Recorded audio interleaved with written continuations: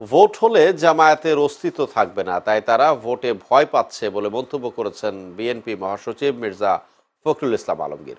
দুপুরে ঠাকুরগাঁও সদর উপজেলার কে বাড়ি লক্ষ্মীরহাট উচ্চ বিদ্যালয় মাঠে এক মতবিনিময় সভায় কথা বলেন তিনি। মির্জা ফখরুল বলেন, জনগণ পিআর বোঝে না, এটা হচ্ছে মানুষকে বিভ্রান্ত করা, ভুল বোঝানো।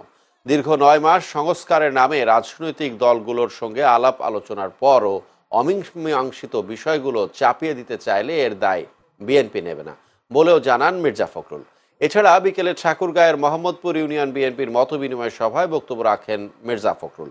এ সময় তিনি বলেন, ক্ষমতায় গেলে আওয়ামী লীগের মতো প্রতিহিংসার রাজনীতি করবে না বিএনপি। আওয়ামী লীগের বিরুদ্ধে যত মামলা আছে সব তুলে নেয়ার ইঙ্গিতও দেন তিনি। ভোটটা হবে কিভাবে?